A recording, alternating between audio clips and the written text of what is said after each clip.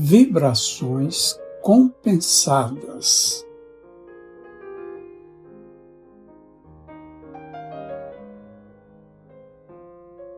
O capítulo número 1 do livro que estamos estudando possibilitou-nos a organização de 3 gráficos, 2 deles já expostos e analisados, com a possível simplicidade nos capítulos precedentes.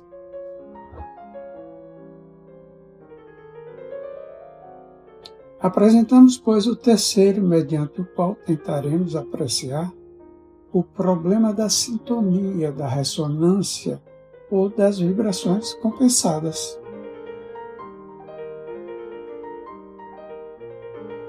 Sintonia significa, em definição mais ampla, entendimento, harmonia, compreensão, ressonância ou equivalência.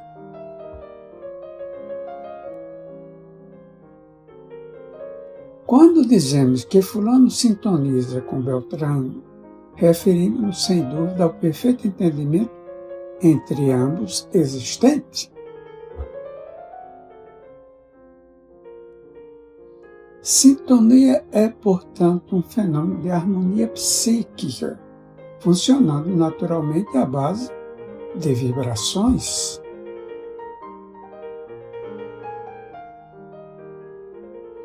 Duas pessoas sintonizadas estarão, evidentemente, com as mentes perfeitamente entrosadas,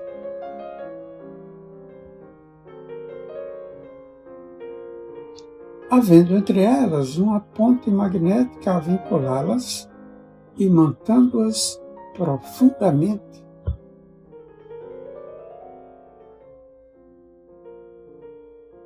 Estarão respirando na mesma faixa, intimamente associadas.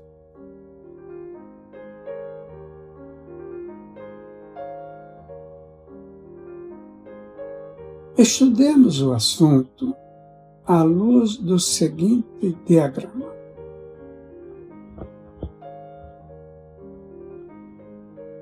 Sintonia, ressonância, vibrações compensadas,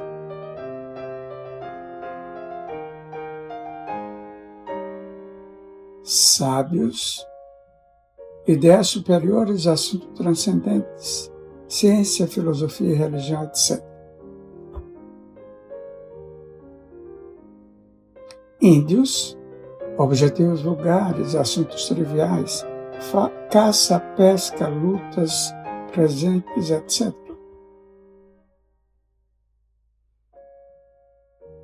Árvores, maior vitalidade e melhor produção, permuta dos princípios germinativos.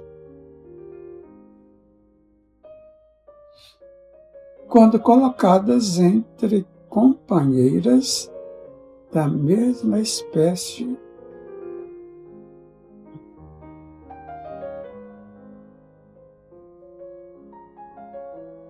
Pelo exame desse gráfico, notaremos que tudo dentro do universo, por conseguinte, dentro do nosso orbe,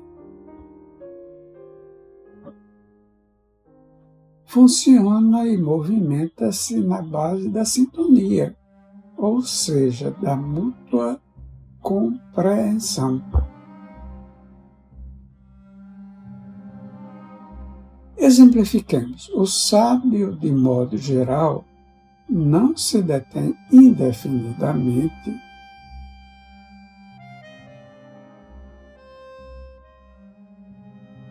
para trocar ideias sobre assuntos transcendentes com o homem rude do campo.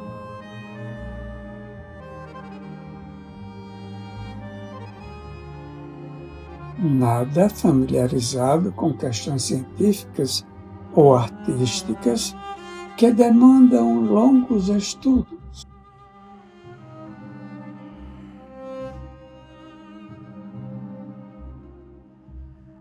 Seria arrematada tolice se afirmasse que o astrônomo, o físico, o jurisconsulto, o matemático o biologista.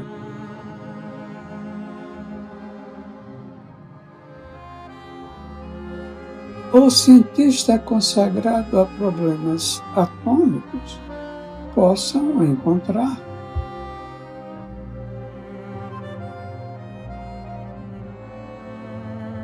No índio ou no homem inculto, elemento ideal para suas tertúlias.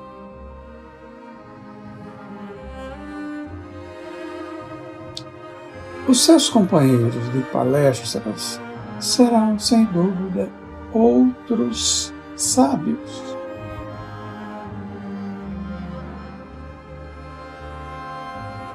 A seu turno, o silvícola das margens do Coleoene preferirá, sem dúvida, entender-se e confabular.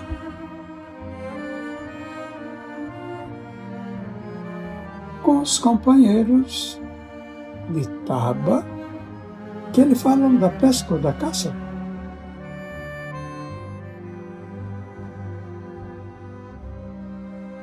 Das próximas incursões ao acampamento inimigo, ou de espelhos, facões e ornamentos, que as expedições civilizadoras possam levar-lhe aos domínios.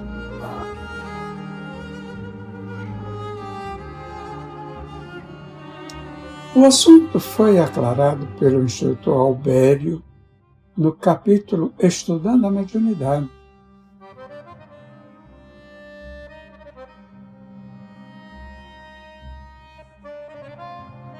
Neste capítulo, procuramos apenas torná-lo ainda mais compreensível ao entendimento geral.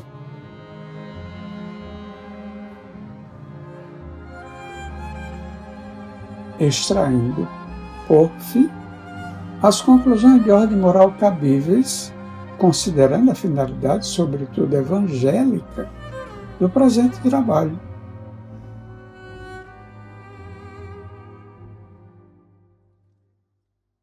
Esclarece o referido instrutor que as próprias árvores não prescindem do fator sintonia.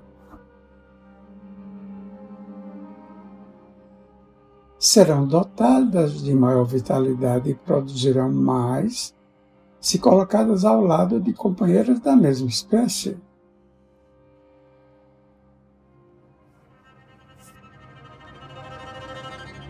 Exemplo, plantando-se laranjas entre abacaxis ou jabuticabas, as laranjeiras produzirão menos. Do que se a plantação fosse só de sementes de laranja, formando um laranjal.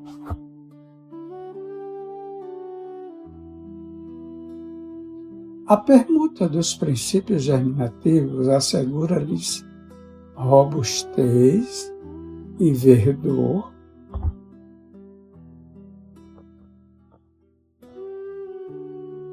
garantindo-lhes, consequentemente, frutificação mais abundante.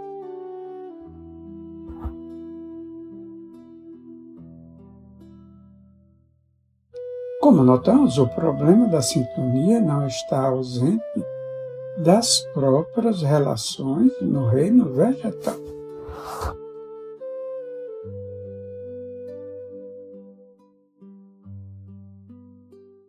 Uma árvore precisa de outra ao lado da mesma espécie para que ambas, reciprocamente alimentadas,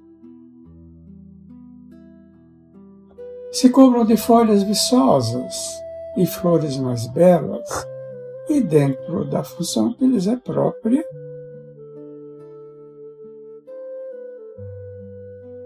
embelezem a natureza, enriqueçam e nutram o homem.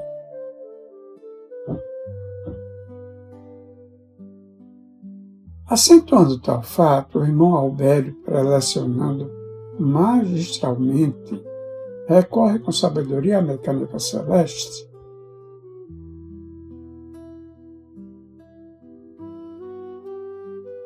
para demonstrar que idênticos princípios magnéticos regem também as relações do mundo cósmico.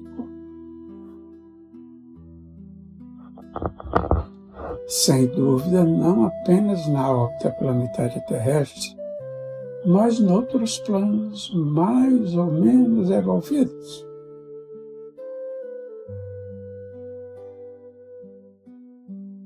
Vamos dar a palavra ao esclarecido mentor.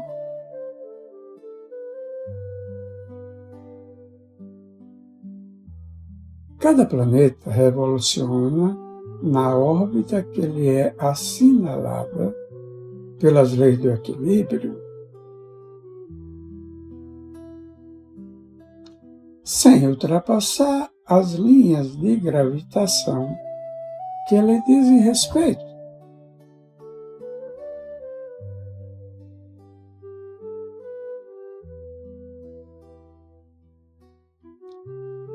Demonstrado assim, de forma irretorquível, que em tudo funciona e opera invariavelmente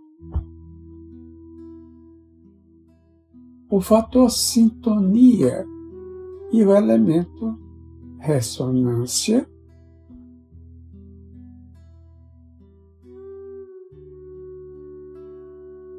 recordemos ainda com o Instituto Albério o aspecto de maior relevância.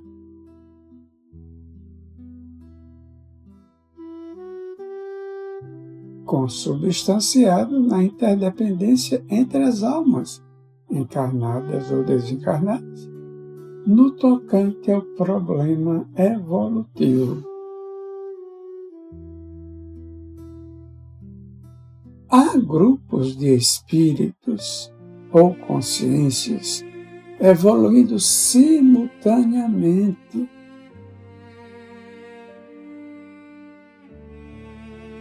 Alimentam-se reciprocamente, nutrem-se mutuamente.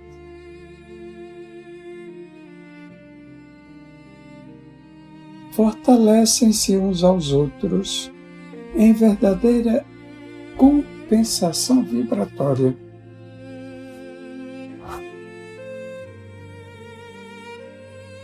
Às vezes, tais espíritos se veem privados da indescritível felicidade de prosseguirem juntos a mesma marcha por desídia de alguns.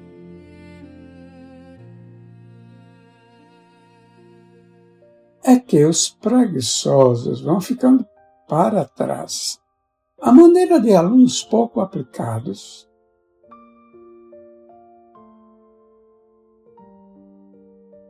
Que perdem de vista por culpa própria os estudiosos.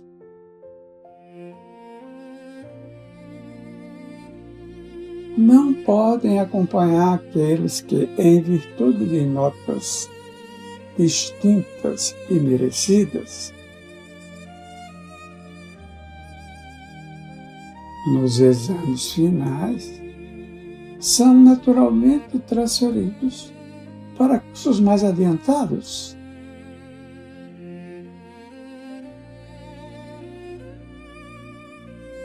Bem sabemos que a Terra é o grande educandário.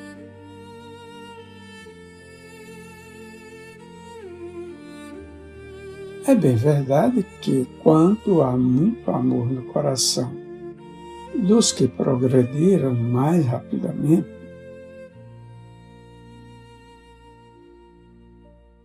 embora recebessem as mesmas aulas e estivessem submetidos à mesma disciplina,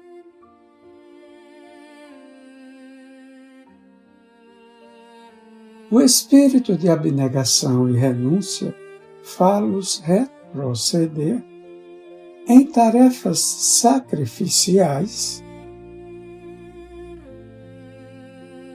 a fim de estenderem as mãos plenas de luz às almas queridas que,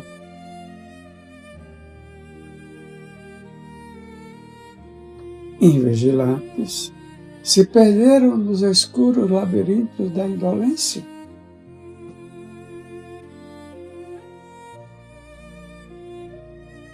Esperar, todavia, comodamente tal amparo,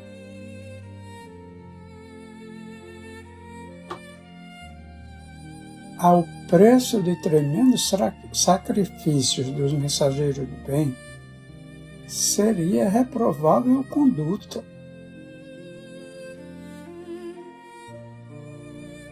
A doutrina espírita, exaltando o esforço próprio, dignifica a pessoa humana.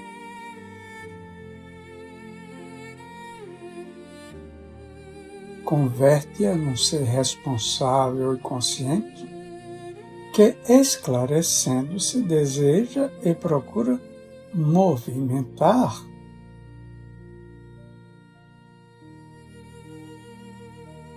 sob a égide santa e abençoada do Senhor da vida as próprias energias,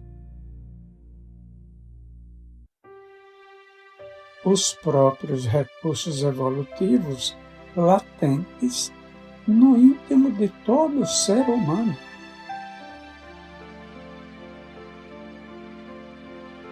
Em virtude de impositivos superiores a que não conseguem fugir muitos instrutores espirituais, se veem compelidos a abandonar temporariamente ou em definitivo os seus tutelados, especialmente os que imprimiram a própria vida nos labores renovativos o selo da irresponsabilidade.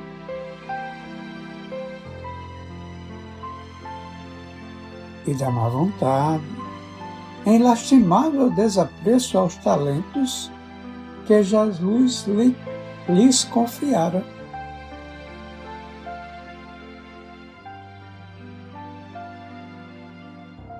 Os médiuns, portanto, que desejam sinceramente enriquecer o coração com os tesouros da fé,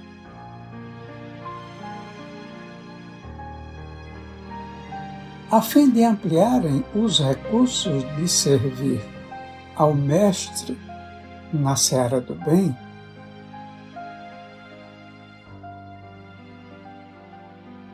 não podem nem devem perder de vista o fator autoaperfeiçoamento.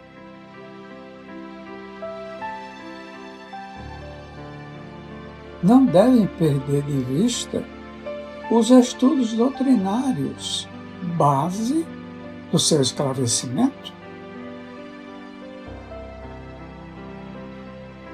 Não podem, de forma alguma, deixar de nutrir-se com o alimento evangélico, tornando-se humildes e bons,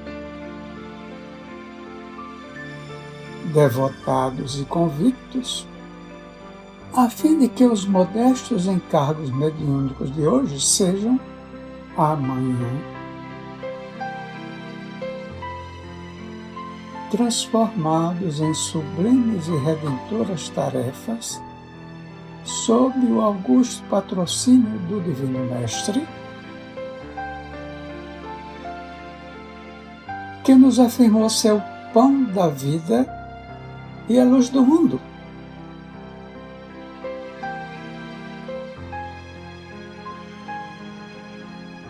A abnegação e perseverança no trabalho mediúnico mantém o servidor em condições de sintonizar de modo permanente com os espíritos superiores, permutando assim com as forças do bem as divinas vibrações do amor e da sabedoria.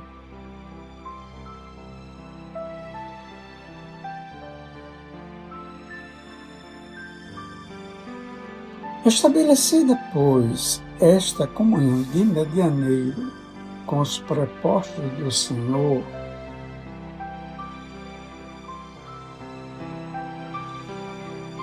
a prática mediúnica se constituirá com reais benefícios para o médium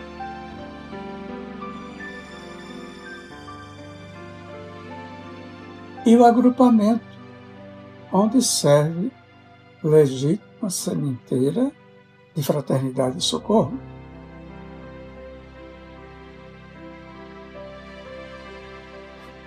Estudando a mediunidade,